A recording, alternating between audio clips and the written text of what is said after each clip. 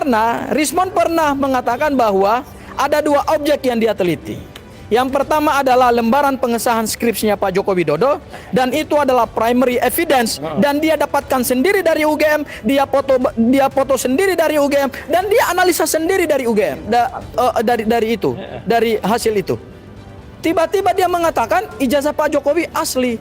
Berdasarkan preparat yang mana? Berdasarkan objek yang mana? Ini tentu challenge buat Rismon. Rismon saya sungguh yakin tidak pernah melakukan penelitian itu. Hanya karena ada kepentingan hukum untuk bebas dari laporan relawannya Jokowi, di mana ada dugaan tindak pidana pemalsuan ijazah, ada dugaan tindak pidana pemalsuan surat keterangan kematian, dan kemudian juga ada perkara hukum yang dihadapi dengan laporan Pak Joko Widodo. Itulah terjadi konflik of interest. Sehingga Rismon kemudian mengambil langkah untuk berkompromi terhadap hasil penelitiannya, sehingga dia katakan dia sudah melakukan penelitian. Tetapi saya sungguh yakin bahwa Rismon belum melakukan penelitian apapun. Ya, oke. Terima kasih Bang Ahmad Kozinudin. Ada Mas Roy, ada rekan-rekan pengacara yang lain, ada para pejuang, ada Bu Kurnia, ada Bang Rustam, Pak Rizal Fadila, ada teman-teman pengacara yang lain yang mudah-mudahan hari ini tetap membersamai pergerakan ini. Ada Bang Samsir, di belakang ada Bang Medi, Abang Azamkan, kemudian ada Bang Bahar, Bu Aya, Bu Susi, dan lain sebagainya. Nah, terkait dengan perkembangan penyidikan yang dilakukan oleh Polda Metro Jaya, hari ini konon katanya SP3 akan disampaikan. Perlu kami sampaikan bahwa SP3 ini adalah produk hukum penyidik yang tentu dasarnya adalah restoratif justice. Ya, SP3 bukanlah jawaban terhadap pembuktian ijazah. Jadi SP3 yang nantinya dikantongi oleh Rismon Sianipar itu tidak memberikan jawaban apapun terhadap pertanyaan publik yang selama ini berkembang. Apakah ijazah ini asli atau palsu?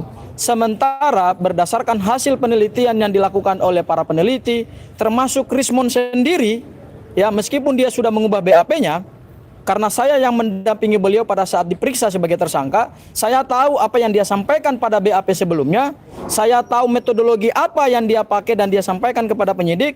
Namun karena adanya suatu perubahan kepentingan hukum yang berbeda, maka kemudian dia mengambil jalan untuk mengubah hasil penelitiannya. Meskipun kami juga mengatakan bahwa hasil penelitian yang dia ubah itu juga tidak valid secara ilmiah. Karena objek yang dia teliti atau preparat yang dia teliti sampai saat ini kan dia tidak pernah lihat dan dia tidak pernah pegang. Bagaimana seorang Rismon bisa mengubah hasil penelitiannya dengan drastis tanpa melakukan kajian terhadap objek tersebut? Makanya Rismon mengatakan bahwa ini ongoing penelitian, ongoing research. Kalau ongoing research, tentu yang harus dia teliti adalah preparatnya, objek aslinya yang dia teliti, ya. Dan saya sungguh yakin bahwa Rismon belum melakukan penelitian apa-apa. Jadi kalau dia katakan ini sudah saya lakukan penelitian, ya mohon maaf, coba dipublikasikan hasil penelitiannya mana?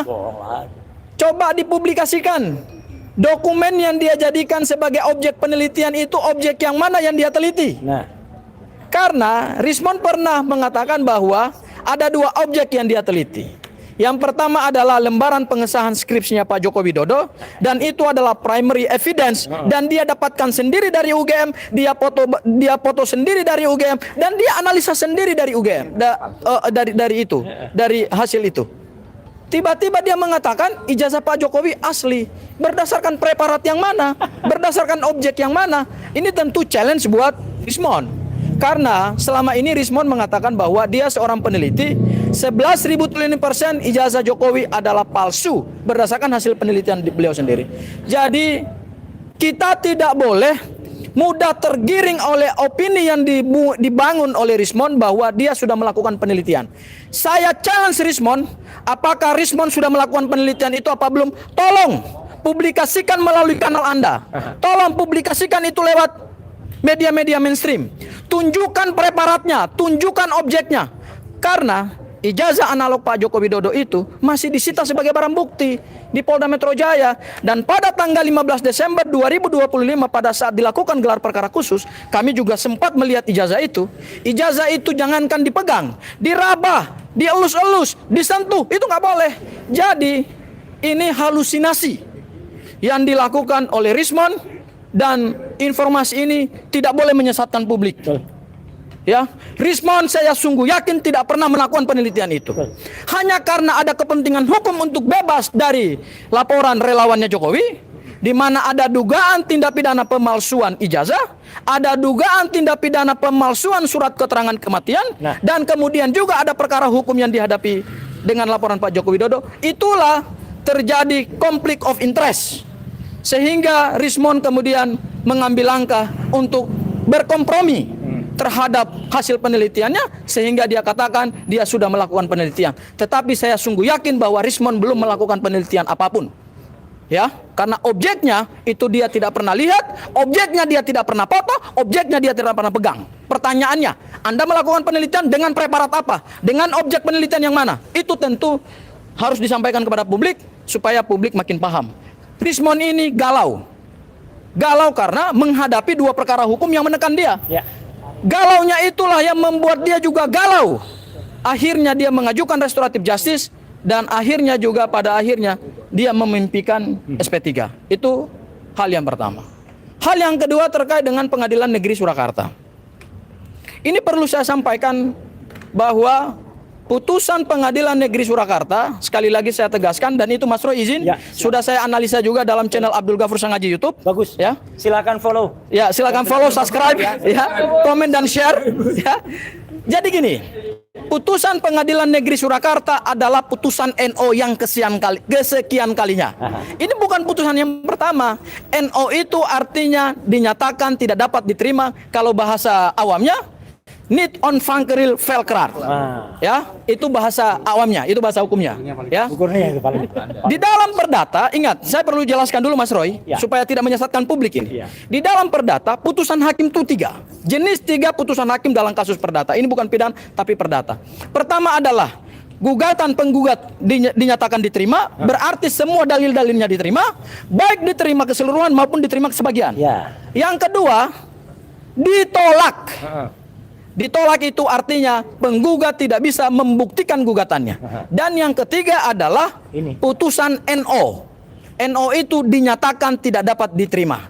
Dari 3 putusan ini, kalau kita lihat putusan NO, dan ini adalah putusan yang kesekian kalinya, berarti ijazah Pak Joko Widodo masih statusnya adalah status quo. Tidak bisa dibuktikan melalui peradilan manapun bahwa ini asli.